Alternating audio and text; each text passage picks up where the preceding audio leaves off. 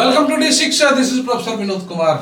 మళ్ళీ కమిటీ అంట, ఇంకా ఉద్యోగాల సంఖ్య సమీక్ష, ఐఏఎస్ల కమిటీ, ఇట్లాంటి కంపెనీలు 100 కంపెనీలను ఇప్పటికీ గత ప్రభుత్వం ఇలాంటి కమిటీల పేరుతో కాలయాపన చేసి చివరికి ఉద్యోగాలు కూడా నింపకుండా మొత్తం పేపర్ల లీకేజీల పేరుతోని ఇవాళ ఉద్యోగాలు నిరుద్యోగుల యొక్క పొట్టను కొట్టి వాళ్ళ ఉసురు దాకే ఆ ప్రభుత్వం పడిపోతే ప్రస్తుత ప్రభుత్వం మళ్ళీ ఆలదారిలోనే నడుస్తూ మళ్ళీ గత కమిటీలు వేసారు, గతంలో కమిటీలు వేసారు, లెక్కలు వేసారు, అవుట్ సోర్సింగ్ ఉద్యోగాల లెక్కలు, ఎవరున్నారు, ఎక్కడెక్కడ ఎంత ఉందో మొత్తం లెక్కలన్నీ ఇచ్చారు ఆల్రెడీ. మేము ఆల్రెడీ సాక్ష్యం, నేను డీన్గా ఉండి, నేను హెచ్ఓడిగా ఉండి, మేము ఆ డిపార్ట్మెంట్ పరంగా లా డిపార్ట్మెంట్ పరంగా కూడా ఇప్పుడు లెక్కలు ఇచ్చేయడం అయిపోయింది.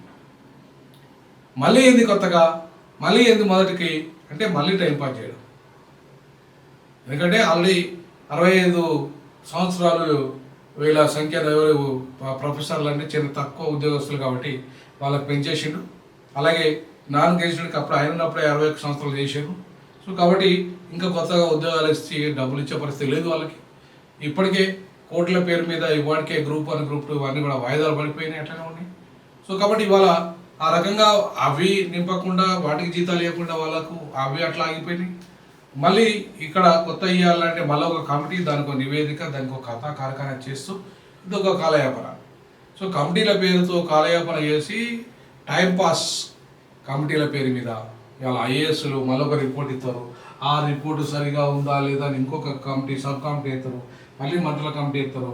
మళ్ళీ ఇవన్నీ కథలన్నీ మనకు తెలిసిన విషయమే. సో ప్రభుత్వ మాజీ ప్రధాన కార్యదర్శి సిఎస్ ప్రస్తుతం మరిచెన్నారెడ్డి మన కేంద్రం వైస్ చైర్మన్ అండ్ డైరెక్టర్ జనరల్గా ఉన్న ఏ శాంతకుమారి, విశ్రాంత ఐఏఎస్ వేతన సంఘ సవరణ కమిటీ కమిషనర్ ఎన్ శివశంకర్, రాష్ట్ర ఆర్థిక ముఖ్య కార్యదర్శి సందీప్ కుమార్ సుల్తానియా, సాధారణ పరిపాలన శాఖ జిఏడి కార్యదర్శి ఎం రఘునందరావుతో ఈ కమిటీని నియమించింది. ఇప్పటికే రాష్ట్రంలో ఉద్యోగుల సంఖ్య తక్కువగా ఉన్నట్టు వివిధ సంఘాలు ఆందోళన వ్యక్తం చేస్తున్నాయి. కొత్త జిల్లాలు, కొత్త జోన్లు, మల్టీ జోన్లు ఏర్పడిన తర్వాత ఉద్యోగుల అవసరం చాలా ఉంది. బట్ మళ్ళీ కమిటీల పేరుతో కాలయాపన చేసి ఆ ఉద్యోగాలు నింపకుండా మళ్ళీ దానికో సబ్ కమిటీ చేసి ఆ సబ్ కమిటీ తీర్పు రిపోర్ట్ ఇచ్చి సరికి ఇప్పటికే 2 సంవత్సరాలు అయింది. అది కాస్త 3వ సంవత్సరంకు వెళ్ళిపోయి 4వ సంవత్సరం పడిపోతే మన ఎన్నికల సంవత్సరం అవుతుంది. 2028 ఎన్నికలకు వచ్చే అవకాశాలు ఉన్నాయి. సో కాబట్టి 28లో జమిలీ ఎన్నికలు వస్తాయి. సో కాబట్టి 25లో కమిటీ కాలయాపన చేసేసి 26వ సంవత్సరంలో మరో కమిటీ వేసుకుంటే మొత్తం మళ్ళీ ఎన్నికలకు, జమిలీ ఎన్నికలకు మొత్తం నోటిఫికేషన్ వచ్చేస్తుంది, ఖతమైపోతుంది. అప్పటికి ఈ సమయాన్ని తూతూ మంత్రంగా గడిపేస్తుంది. సో కొన్ని నింపితే కొన్ని నింపకుండా గత ప్రభుత్వం ఇచ్చిన నోటిఫికేషన్లు చేసి నింపింది. ఇంకో 40,000 నింపితే మా ఎక్కువ. కాబట్టి ఓవరాల్గా 1,00,000 ఉద్యోగాలు ఇచ్చినామని చెప్పేసి లెక్కలు వేసుకొని మళ్ళీ ఎన్నికలు పోతారు.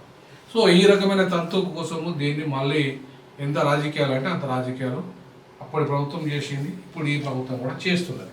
కాబట్టి ఇట్లాంటి ప్రభుత్వాలు అన్నీ కూడా నిరుద్యోగులతో జీవితాలతో ఆడుకుంటూ వాళ్ళకి అవకాశాలు రాకుండా చేస్తూ, కనీసం ప్రైవేట్ రంగాన్ని డెవలప్ చేయకుండా చేస్తూ, అట్లీస్ట్ హైదరాబాద్ దేశానికి 2వ రాజధాని చేస్తే డిమాండ్ చేసి అదన్నా సాధిస్తే కనీసం ఒక ప్రభుత్వ ఉద్యోగాలకు 10 లక్షలు వస్తాయి, దగ్గర ప్రైవేట్ ఉద్యోగాలకు 20-30 లక్షలు వస్తాయి.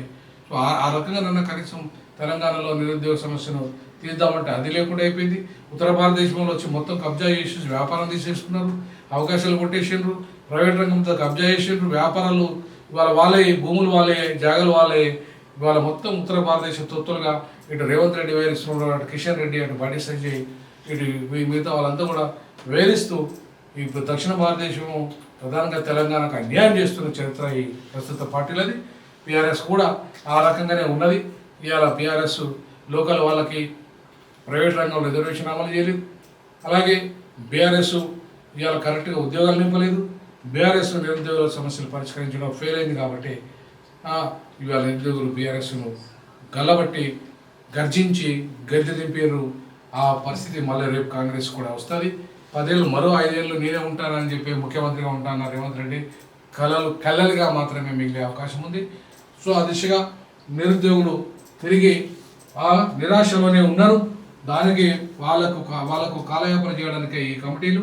సో ఈ కమిటీల కాలయాపనతో ఒరిగేదేం లేదని చెప్పేసి వాళ్ళ ప్రజలకు అర్థమైపోయింది. కాబట్టి వాళ్ళ నిరుద్యోగురాలు తస్మాత్ జాగ్రత్త. ఈ కమిటీల పేరుతో కాలయాపన చేస్తున్న ప్రభుత్వం మీద ఖచ్చితంగా ప్రశ్నించాల్సిందే. మీకు రావాల్సిన వాటా కోసం ఉద్యమం చేయాల్సిందే. మీ పక్షాన D6 డీజాకు నిలబడుతుందని తెలియజేస్తున్నాను. మీ యొక్క కామెంట్స్ కూడా తెలియజేయండి. జై భీమ్, జై పూలే, జై తెలంగాణ, జై జై సామాజిక.